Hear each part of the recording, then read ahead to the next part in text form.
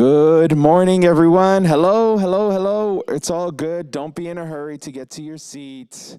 Take your time. Welcome to the Experience Church.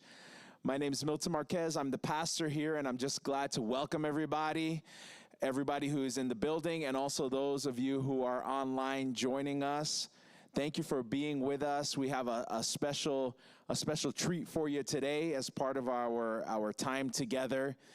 We at this church, we really believe in getting together, connecting, and we're just so happy to see all the faces of the people in the building. It seems like every Saturday, a few more people start showing up. I don't know if everybody decided to come at the same time. I'm not sure we could fit them all. So thank you for coming in shifts, I guess. I don't know. But if you are online and you are ready for the live experience, just know that we're ready to receive you. And, we don't make any judgments about how you feel, if you want to wear a mask or you want to social distance. Whatever makes you comfortable, we're going to respect that. We just would love to reconnect with you if you're ready for that live experience. So just let us know and come on by. Every Saturday, we're here, open, ready to get going. At this time, we want to connect with those who are online, who are our contacts. So the way we do that is we pull up the Facebook app or we pull up the YouTube app on our phone. So go ahead and do that, even if you're here in the building. And then we like and we share this video, and we just that spreads the word to all of our contacts and say, hey, come and join us today. And today we're gonna meet one of the young adults from our church, find out a little bit about her, and find out a little bit about the ministry that she's involved with. So write a comment. It's like, come and meet someone really cool. Yeah, that's what I'm going to put here. And then you post that, and it'll reach out to everybody and invite them. So welcome again. While people are connecting online, just want to share with you a little bit about my week. This last week was a lot better than the week before. The week before was a tough week. It was a tough ministry week. It was a tough life week. How many of you have had a pretty tough couple of weeks? It's been challenging, work responsibilities, family responsibilities, challenges that the world has put before us. But here's a great thing. We're here. We're here together, supporting one another. But I do want to say something really cool did happen. And you got to forgive me. This is completely a selfish share, okay? I coach a volleyball team. I coach the Gem State Jaguars, the JV and the varsity. And we had a game on Tuesday, a home game, that was just epic. It was an epic game. So check this out. So first set, I put in my starters, and the starters blew away the competition, just beat them. Now in volleyball, you have to win 3 out of 5, best 3 out of 5, right? So blew them away in the first. So I said, it seems like this is going to be an easy game, right? So a second game, I put in my bench to give them some time because they don't get a lot of playing time, and they barely lost. The bench barely lost. So I said, okay, it's in the bag, put my bench in, now I'll put my starters back in. Well, third game came, the starters just threw the game away. We got crushed in the third game. I said, what is going on? So then I put the starters back in the fourth game, and they won the fourth game, right? But then the last set, we had to win the last set. And usually volleyball goes to 25 points. But the last set goes to 15 points. So the margin for error is very small. And when we scored the final point, you would have thought I was 25 years old. I was jumping so high in the air, so proud. And of course, a coach always says it's because of me that they won, but it has nothing to do with me. They did all the work. So I'm just proud of those girls, and it was just a great time. And if you have children who are in athletics, you understand the feeling of watching them compete. and have that victory. So it was a great time. So are we? Yes. Okay. So today is going to be a little bit different because tomorrow, next Saturday is our relaunch. You guys have heard about this, right? Next Saturday, October 2, is going to be the first Saturday where we're bringing everything back, all the ministries back. Children, worship, we're going to be singing together. We're going to have our fellowship meal. Our Bible studies are happening, men's ministries, where all of it coming back full force. The Experience Church, pedal to the metal, right?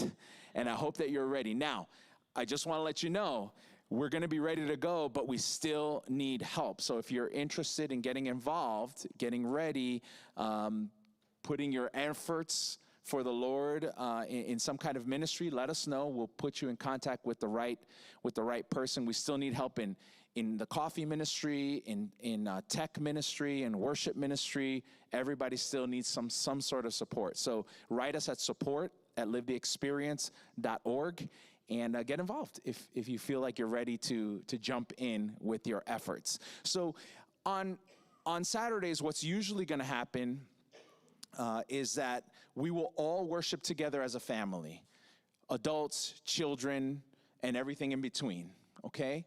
And then once the singing is over, we're going to have our children head on over through this door and head to the children's section and have their time of worship and learning and fun, while we, the adults, the more boring people, stay in here and try to grow in Christ and learn about Jesus, okay? But our children's ministry has been running for the past 3 weeks, and they are running today. So we want to send our children off, but we're not singing. So instead of that, I am going to tell them a story. How does that sound, okay? So here we go, kids. So yesterday was something very special. It was my wife's birthday, Denise's birthday yesterday. I won't tell you how old she is. That's up to her. That's her story to tell, not mine, okay?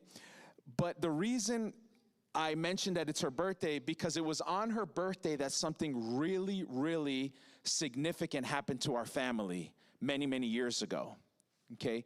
So we had just gotten a nanny to move into our house and take care of our kids. Madison had just been born, okay, our youngest daughter, and Ariana was about almost 3 years old at this time. And it was one of those moments where I had planned everything. Husbands, you know this. Like, you planned the birthday celebration just perfectly. You have the dinner, you have the flowers, you had everything good to go. And the nanny had just arrived, and we told her where everything was, and here's where Madison sleeps, and here's the schedule, and everything was just right. It was just right. So we were living in a townhouse in Virginia, and I had taken a shower, I'd ironed my shirt. I mean, I looked good. I have to admit, I looked good this day. I mean, really, really dapper and sharp, because I wanted to impress my wife. She was at work. I was going to go pick her up, and then I was going to take her out to a really nice restaurant, celebrate her birthday. Perfect night. So, we lived in this 3-story townhouse, and the main entrance of the townhouse was the second floor. So you had to go up these concrete steps to go into the second floor. So I had stepped outside of the house, and I was heading down, and my car was parked in front of the house. And as I got to the bottom of the concrete steps, I heard a voice yelling at me from the top window of the house. And I looked up, and it was Ariana. She's like, "Daddy, Daddy. Bye, Daddy, bye, Daddy." And so I went up halfway up the steps and looked up at her, and I was just going to say, "Bye, baby, I love you." And Ariana leans in, and the screen of the window pops out, and she falls out of the window. Oh no is right. Now, it's interesting what happens inside of a parent's brain at this moment. It was like everything was in slow motion. I don't know how this happens. Your brain is just weird. And I just see Ariana falling. Now, we had a big bay window, so she hits the bay window, slides down, and then continues to fall. And all I could think of doing was to put my hand out, because what I didn't want to happen was for her to fall all the way over to where I was and land on the concrete stairs. And I thought if I could just push her over, she can land maybe in the grass, right? But she never made it to me. She hit the bay window, came over, flipped over, and landed on her back in the grass in a gap between the concrete steps and some bricks that were surrounding the tree in the yard about this much. She landed perfectly there. Now, at this moment, as a parent, I did what my wife later yelled at me about, what I wasn't supposed to do, which is I ran down and I just picked Ariana up. She was screaming at the top of her lungs. Blood was everywhere. And I grabbed her, and I ran up the steps, opened the front door. I said, Elida was the name of the nanny. I'm going to the hospital. Take care of Madison. And I left out. And now that I think about it, how did she react to that? I don't know. Probably very badly. Poor thing. Didn't know what was going on. So I grab Ariana. She would not let go of me. She's just grabbing onto me. And I get in the car, and I head over to the emergency room. I call my wife. I say, sorry, honey, birthday celebration is done. That's not going to happen. Meet me at the hospital. So I'm at the hospital, and I go up to the nurse, the triage nurse, and I say, hello, I need you to look at my daughter. And the triage nurse says, sir, here's some paperwork. Have a seat. We'll be right with you. And I did not like her reaction to me. So I said to her, my daughter fell out of the third-story window of my house and landed on her back in my front yard. I must have said some key words in that sentence, because it was like an explosion of people started coming out from doors everywhere. Doctors, nurses, they all came, and they just grabbed her, and they just put her down on this board, and they strapped her in. Now you can imagine what Ariana's going through. She's just, now if she was screaming before, she was just going crazy, right? Going crazy, and they just took her in. And what I realized later that my wife yelled at me about is that, spinal injuries were an issue, and, they wanted to make sure that she was okay, and they had to keep her, restrained. So there she is, yelling, screaming. I'm in the back, blood all over my shirt. And anesthesiologist comes and says, hey, do you want me to give her something to calm her down? I'm like, yeah, go for it. So he gives her a little injection, and she does not calm down. She does not come down. And he looks at me, and he's like, I can give her another dose. Do you want me to? I'm like, dude, you're the expert. Like do it. If that's what it takes, do what you got to do, right? So he gives her another one. She does not calm down. And he's like, look, I can give her one more, but that's an adult dose if I give her one more. And I'm like, if it's safe, do it, man. Like, calm her down. So he gives it to her. Boom, she's out. She's out. So they go in, they put her in all these machines, and they're taking pictures of her, and the machines are roaring and spinning, and I don't even know what they are. I'm not a medical person. And she's fine. She's fine. The blood was actually from when she landed on the grass. She bit her lip, and all this blood just came out. And I was just like, oh, good. But here's the interesting thing. All those pictures that they took of her, now we got to see the inside of her body, right? With these pictures. And here's what we found out. We found out that when they took pictures of her kidneys, that she had one kidney that was larger than usual, and she had another kidney that was almost completely gone, shriveled away. We're just like, whoa. And they're like, we don't know how this happened. We don't know why it happened, but it looks like one of your daughter's kidneys in some place in her life as a child either got damaged or got infected or something, and it started to shrivel away, and the other kidney started compensating and got bigger and stronger.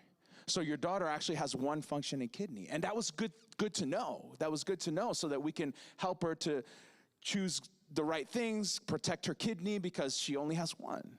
We never would have known that if she wouldn't have had this incident, this accident. And my wife and I always remind ourselves from that experience that when the bad things come in life, God can provide something good out of them, even the painful ones, even the ones that we don't understand. If we stick with God and we ask him to show us, he can show us something good, something we can learn, something we can grow from the tough situations. So never forget that, kids. Even when it's tough, there's still something that God can show you and teach you. All right, we're going to invite all the kids to come on through, right through this door, and we have something special planned for you.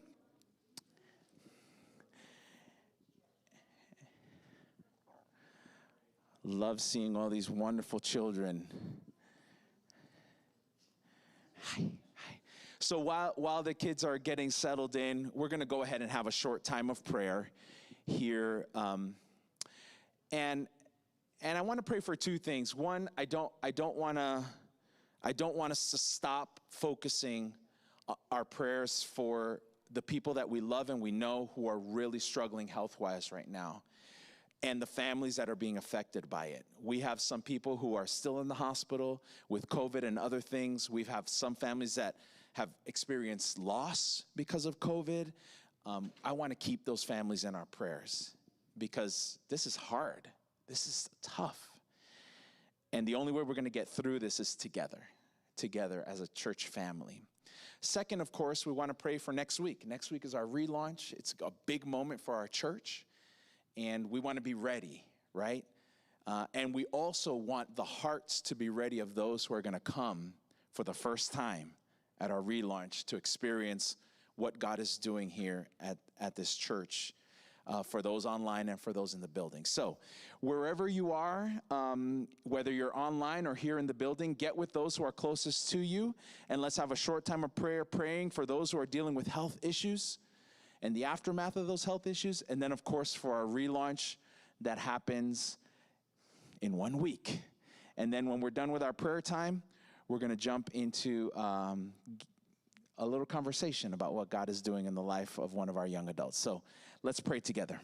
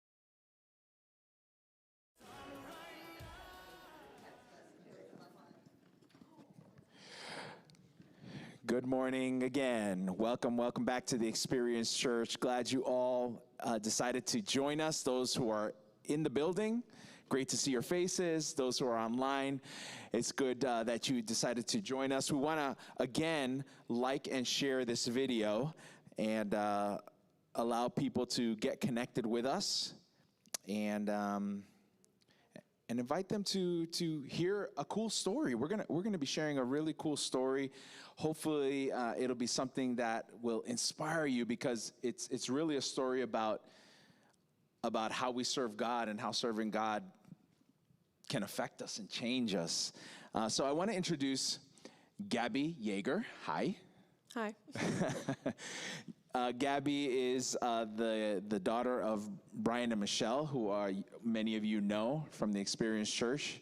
They are the founders of the Experience Church, and I guess you came along with them when they got here, right? That was kind of the package deal. Yeah. How old were you when the Experience Church started? Oh, snap. I want to say 10. 10. I think I was 10. 10, wow. Yeah. I'm not going to ask you how old you are now, but unless you want to tell everybody. I am 26. Okay, I know it doesn't look like it, but I am. So 16 years. Mm-hmm. Wow. Okay, did I do that math right? Yeah. So before we jump into like the serious deep stuff, right? Because we are going to do serious deep stuff. So much serious deep stuff. Tell us a little bit about yourself. What's your story? How did you wind up here in Idaho, other than following your parents? But like, what are you up to now? Like, just who are you? The story of how we moved to Idaho is Jesus. I feel like that's cheating. No, it's really not. that guy up there has had a very big impact. Okay, so here's the story. Basically, my mom was a single mom for 4 years. The bio dad decided he did not want to participate in life anymore when I was 3. And that was when my mom was on bed rest with my sister Tori. So she was a single mom for 4 years. I don't know how she does it. I barely can take care of kids on my own, so it's fine. And so by the time she was my age, she had 2 kids, and she was a phlebotomist at a hospital in Berrien Springs, Michigan. And she needed a job. Another job where it paid a little bit more. Yeah. Life support, or not life support, child support was not high. So she went to this concert. I might be jumbled on the story because I was young. Okay, so she went to this concert and she saw this guy named Brian Yeager. And he's told this story before, but he was just coming out of a relationship. He was super angry, whatever. But he sees her and they're like, "Oh my goodness, we went to school together." And I'm sure they'll tell you the real story later. So if this is wrong, my bad. And he basically offered her a job. Not right then. I mean, he was going to start this ministry at the Center for Youth Evangelism off of Andrews campus, and he needed an assistant. The last one didn't really work out, and so she was like, okay, taking a leap of faith, because she was going to be paid less than what she was making as a phlebotomist, but she was like, all right, I'll do it, whatever. And when all was said and done, she was actually making more. Different weird things that happened. She was getting a little bit more help with child support. So they were friends for a very long time. I love that. Yeah.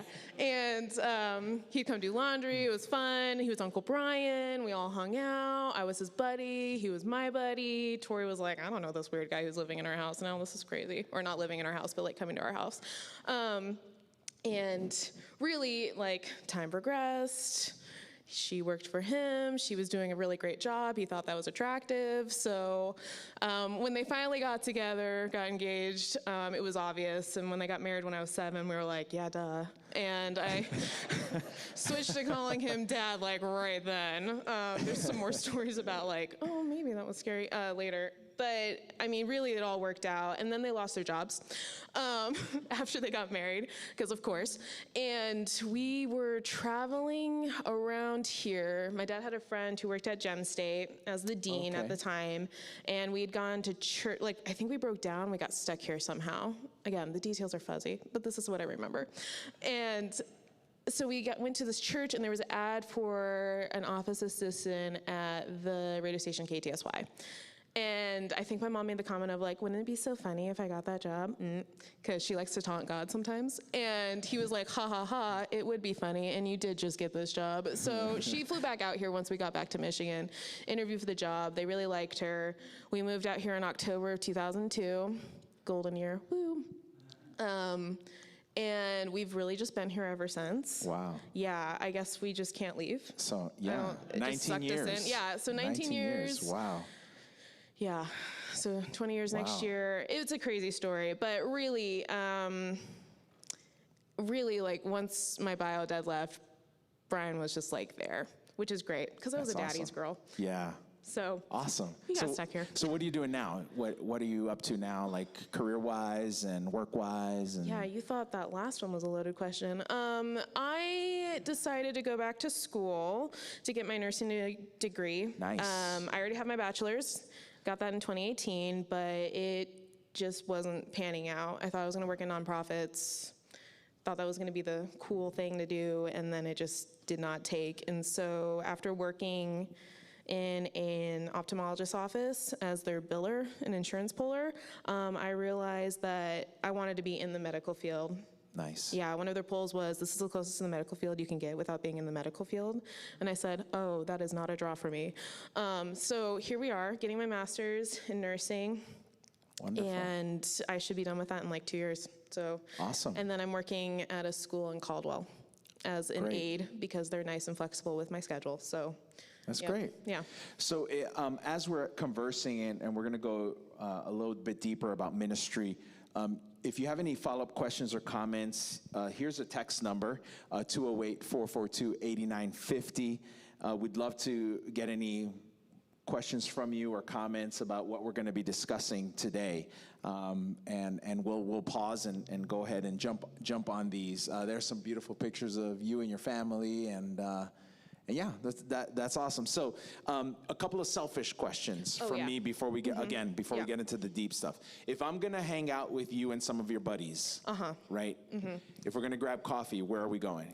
Mountain Timber in Meridian. Mountain Timber. Mountain Timber. Okay, haven't tried that one yet. It's super good. Okay. And super weird, hole-in-the-wall kind of coffee. I love hole-in-the-wall places. Yeah, super strong for anybody who likes strong coffee. Yes. Yeah. The stronger, the better. Okay, how about breakfast? 8:30 Commons. Also in Meridian. It's I kind of along haven't the done same breakfast strip. there, but I've done lunch and dinner. Breakfast, Wow. brunch, so good. So good. Okay, Yeah. Lunch, quick lunch, where are we going? Jalapenos, because the cheese sauce Jalapenos. is something to die for. Cheese sauce. So, yeah. yep, They or have good bacon. chile relleno there too. Yeah, by the way. I'm a creature of habit. I get nachos and I get taco salad because I really like chips. Okay, good. And how about dinner? Sawadi. Sawadi, I'm Thai a sucker food. for their spring rolls and their pad Oh, see they ew. are Yeah. good. Okay, awesome. Okay, we got that out of the way. Now I know where to go and eat. So I'll tell a quick story, and then I'm going to throw it to you. Perfect. So Brian and I were at the station one day. We were talking.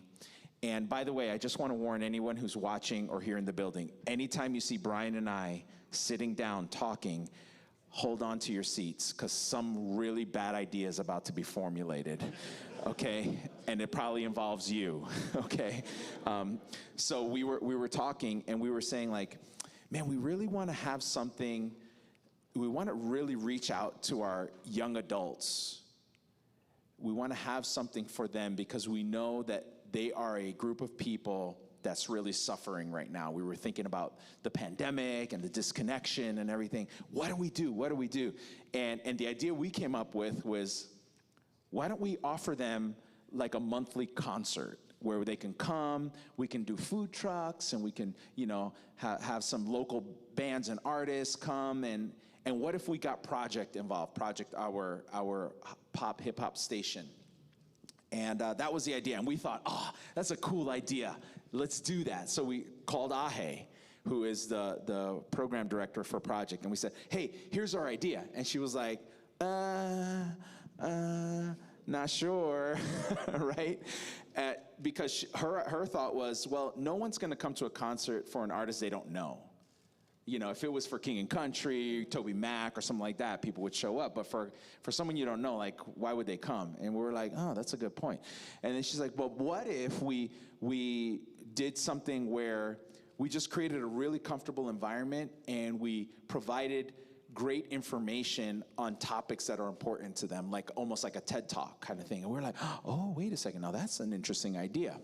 So what we did then is we said, who are some really strong young adults that we can talk to about this idea, and see if they think it's a good idea, and second, do they want to help us put it together? Mm-hmm.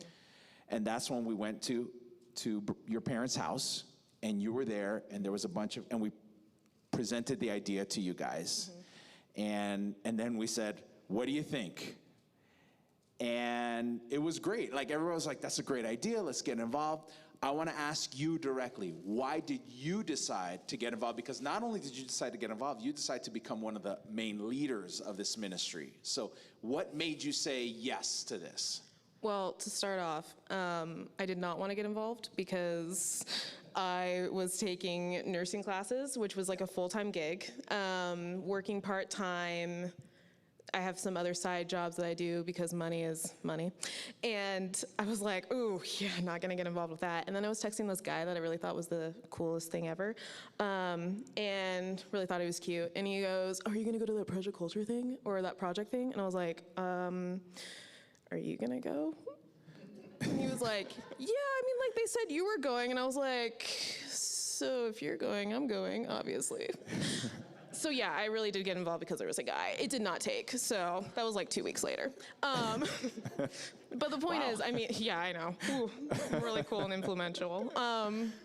No, but when I showed up and I heard about it, I thought, wow, that's a really cool idea because, I mean, you guys all know we're living in a world right now that's very isolated, and they're telling you not to go hang out with people because you just don't know what you could get. And it just sounded like a really cool opportunity, especially for the young people, because let me tell you, I graduated from college like in 2018, which doesn't seem like a long time ago, but 3 years of like not having a lot of people around you or like a lot of friends, because like friends are handed to you in college. And then you have to keep in contact with them after you graduate. So dumb. Yeah. When they're here, it's a lot easier. And so I was really looking for people like here. And this kind of idea, like I found some, but I needed more. Yeah. This seemed like a great opportunity. Okay, so let's describe what it is. Yeah. We call it Project Culture. We do. So what is Project Culture? Project Culture, in a nutshell, is a place, environment, whatever you want to call it, where we can all come together as younger people or, you know, people who haven't really figured out life yet either, and just be completely open and honest. The opportunity to really just not be scared of what people think about your opinion is great, and then also with the thought that somebody's gonna listen as well. I think when you get into a society where we're constantly just like talking, but we're not listening. Mm-hmm. And so this is also a place where we're gonna listen as well, no matter what you think. Yeah. And I mean, it's just like that environment. Right, it's an open environment where we can share, we can talk, and we can connect with each other. Yeah, our slogan is love, inspire, motivate, because you have to go out on a limb without the B in order to get something in return. I mean, almost. Yeah, so we're hosting it here. Right. Right? Yeah. We're hosting it on the second, is it the second? First Thursday of every month. First Thursday of every month, right here, Thursday nights. And we take out all the chairs. So many chairs. We put down blankets and pillows. We put down games. Lights are strung. We string lights up, and we just create like a really soft and inviting atmosphere for people to come and just connect with one another. Like think gazebo in the park, but indoors because we don't like bugs. Right. Yeah. Right. And we serve refreshments. Yeah. We have a drink bar and then we've done two so far. Yeah, we've done two so far. And what have been some of the topics we've hit in those two? The first one, we just talked about love after a really hard time being brought up in church. The first one we had, Emmy King, she lived a couple hours away from here, and it really just was not a great environment. They didn't, I don't know, it's so hard to summarize. She just grew up in a church where there was not a lot of love. There was a lot of condemnation, I guess you could say, but not a lot of support. And eventually they were kicked out of their church. And so it's them finding love from others and, you know, finding that God still loves you when all this goes on in different areas, because she was so not going to be a Christian anymore, and she did not want to marry somebody who was a Christian, and she was so against everything, and then she married a Christian, and started working at Dutch Bros, and you know, she just really pulled from that experience, so that was her sharing her experience with that whole thing. Yeah, it was almost like she had to rediscover what love was, and she rediscovered it through God, right, and the people that God put in her path. And I would say, after someone who was kicked out of the church, she's one of the strongest Christians I know. Oh yeah, she has started with Dutch, well, they've moved since then, but they've started a Jesus lovers, like text message thing with all the Dutch Brothers staff who want to be a part of it. Yeah. So each day she sends out like this is kind of what I'm thinking about God today, and what I've learned through the Bible or my devotions, and she like totally shares it with them, and they're very on fire for Jesus. It's very cool. Yeah. Totally different than what I, thought could be possible. Right. It's great. And in our last one, we had a therapist who works with people who are who are being sex trafficked. Yeah.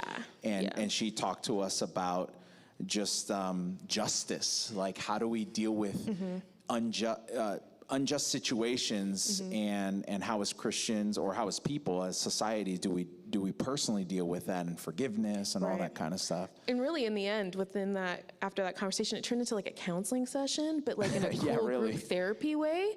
Just talking about like, there's sometimes people who do you wrong, and it's okay to be mad at them, but also moving forward, because holding grudges and anger towards them, it's only hurting you, it's not hurting them.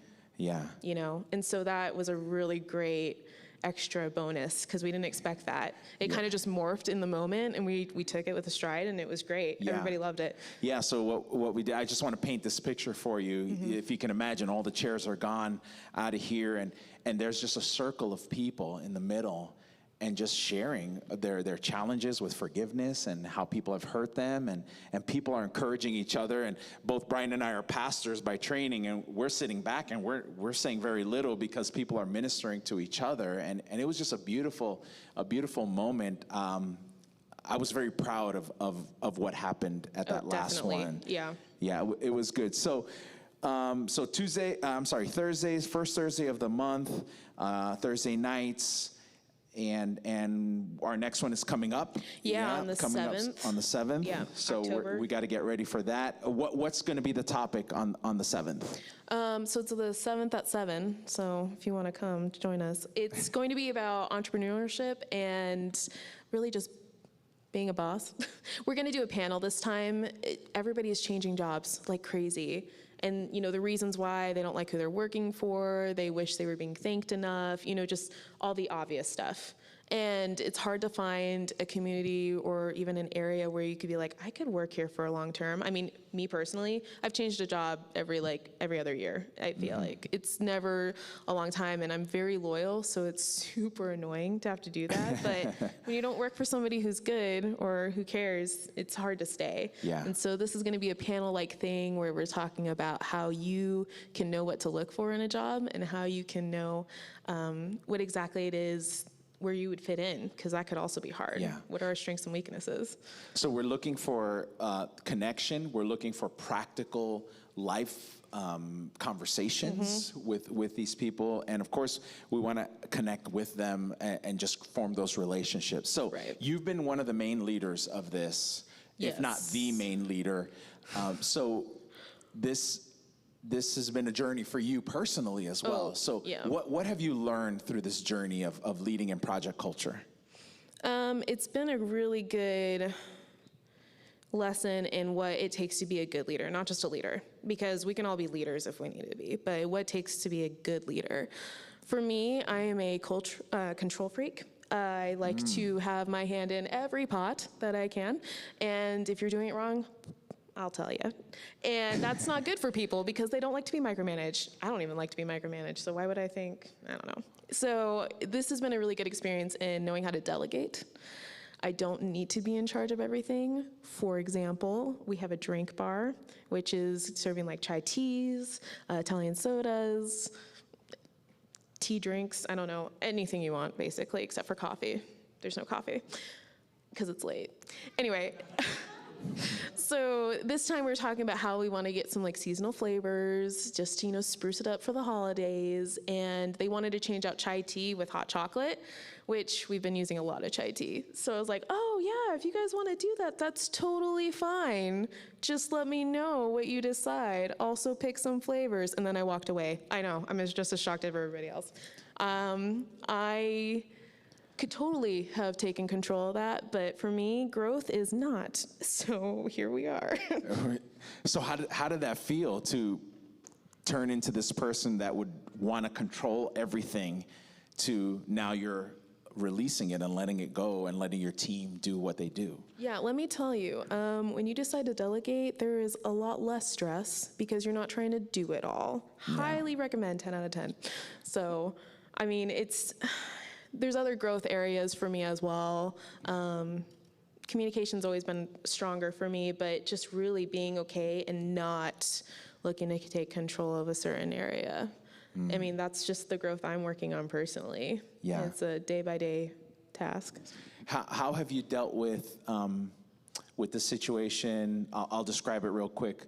We started with a certain team, a really strong team, and not everybody was able to remain. Some had to move away. Others, just it didn't match where they were in life and what they wanted to do. How has that been for you? It's interesting because just like any leadership position or boss position, you like train somebody and talk to them and you get a feel for what they want to do, and then they decide to quit, and then you have to do it again with somebody else. And that can be like really difficult. I mean, these people I work with, they are volunteers, which is another challenge in itself because you're not paying them for the help that they give you. Right. It's been a learning experience in the sense that it's a constant reminder that in order to move forward, sometimes God has to take people out of a situation, or somebody has to decide that they want to leave that situation. Like, we wouldn't have told these people who decided that it may not have been for them that we were like kicking them out. We would never say that. I mean, it's better to have more minds working together to provide one thing than same like-minded individuals. And so really just being okay with somebody choosing not to be there, because you can't force them. Yeah. I mean, that's a growth in itself, I think, especially when you're frustrated that they've decided to leave. Yeah. Or have to move. So it almost sounds like in you getting involved in this ministry, you yourself, so the ministry has morphed. It's gone through its changes and its adjustments. Yeah. But it sounds like so have you. Is that just the way it works? Like, do you feel like this is what God wanted for you? Like he wanted to use this ministry to change you, or did he want to use you to change the ministry, or is it both things at the same time? I think it goes hand in hand. Okay. I don't think we could have this ministry and not have a leader that's allowed to be flexible, because then you're just kind of controlling things and not letting God do what he needs to do. I would probably say that this experience was given to me in like a thrown in your lap thing, but not out of the fact that I needed it to happen. Like, I could plan all I want, but whatever God wants, he gets. So me saying and taking this was just a yes, and then letting whatever needed to happen. And I mean, that's just kind of where I'm at. I think I didn't ask for this, but at the same time, I'm learning a lot, and I needed this. Wow, that's great. For growth. I think you're right. I think what happens is God equips us for the moment to jump in and do what needs to be done, like he did with you, but also knows that as you go into this process with him, you will be changed through the process as well. Yeah, definitely. Because I mean, I thought I was a good leader before, and then I started this, and I was like, oh, because I just think I'm invincible now that I'm 26. So Yeah. Well, you are a Yeager. I am, and that's invincible enough. So. What are your dreams for this, for Project Culture? What do you want to see it become? How do you want to see it grow? What do you want to see as you look 5 years, 10 years down the road? Where do you see this going? It's hard to answer that question because, I mean, just as we told you already, this event has already changed so much. But I would hope that in the future, there's opportunity for growth in other cities. I mean, maybe we can establish this thing here, and then we can go somewhere else because everywhere needs something like this where somebody's just willing to listen and talk and like-minded individuals come together. I mean, we've had a couple people come before, or this last one, that have literally heard of this 5 days before. Yeah. And we're like, we need to come. Or another individual came in and deals with some social handicaps, isn't just comfortable with a lot of social things, and had promised themselves that they were going to try to get out of their comfort zone, heard about this, and then made the trip down here. Yeah. I don't know how long that had been, but they just heard it and they were like, nope, that's where it is. And all they want in life is to be treated like they're normal and that their social handicap isn't controlling their lives. Yeah. And so I think every place can use something like that. I mean, it doesn't just have to be here. So hopefully in the future we can branch out and take it to other places. But if not, for right now, we're making impact here, even if it's really small. And that's something. Yeah. And I was so proud at the end of the last one, that couple that came, you guys connected with them, and you guys even made a date with them, like, hey, let's go to Jump Creek. Oh, yeah.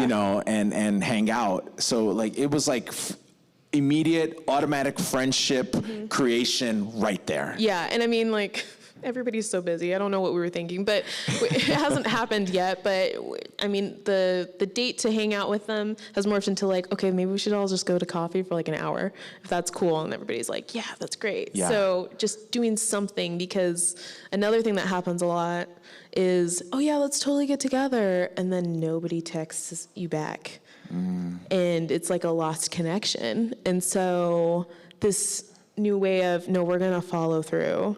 Right. I mean, we've got to follow through. Somebody has to. That's another step for us too. So, are you looking for more help? Do you still need more support? What does Project Culture need right now to make sure that we can continue it and grow it? Yeah, always. We could always use more help. The fortunate thing about this is it's very little commitment. I know I've talked about a lot of commitment, but I make sure everybody's doing what they're needing to be doing. For the general person, though, it's one meeting every 2 weeks or so, and then the event. Yeah. And that's a couple hours on a Thursday. So really it's low impact commitment. But we definitely need people helping with some tech, which is really easy. It's slides, or microphone-ness, setup, and then just mingling with people. If you're really good at mingling with people, come on down. We just need people who are comfortable. Yeah. And because when we have people who are comfortable in here, others who are coming for the first time will be comfortable, because I don't know if you guys have noticed, this is a church, and a lot of these people we're trying to reach are not excited about church. So even getting them in the door is a big deal. Yeah. And so having people standing out in that foyer area or outside or even in here and just showing them that it's not scary, especially when a big cross is up there, that's a big deal. Yeah, that's awesome. Gabby, thanks so much for sharing with us. So if you have any questions, you can go ahead and text any comments. This is happening. Project Culture, it's a ministry that is the Experience Church and Project 88.7 coming together to try to reach the young adults of the Valley here, create an experience for them to connect with one another and connect hopefully with God at some point. So if you want to get involved, Gabby is a person to reach out to. You can also reach out to Ahe, Brian, myself, and we'll get you involved. Gabby, thanks again. I really appreciate it. Any last things you want to say about Project Culture? Yes. Oh. It is not a kids event. Yeah. Sorry, I didn't mention that before. We're talking about a lot of intense, serious topics. There's some kids in here, so I will not name a few, but imagine what you will. Anything taboo is totally on point for this event. True. The whole point of naming it Project Culture is that you could say project, insert word here, culture, whether that's finance culture, in debt culture, anything you can think of. Those are the kosher words I have. Yeah, it's not for kids. Yeah. So I just wanted to make that clear. Didn't the cheesy sauce of jalapenos How dare you, Dawn? change? How dare you? No, it did not. For the better, maybe? No? It did. Oh, it change your really life. did. Oh, sorry. Change your yeah, life. Of course it did. That's why I picked it for my lunch. It's so fast, so easy, and so expensive. Yeah. All right, very good. But yes. Okay, so there you go. Project Culture, if you'd like to get involved, let us know. While we're waiting for more questions, just a couple of housekeeping things. Again, relaunch is tomorrow. Relaunch is tomorrow. I'd like to hear more about how amazing your dad is. Yes, I'm sure he would as well.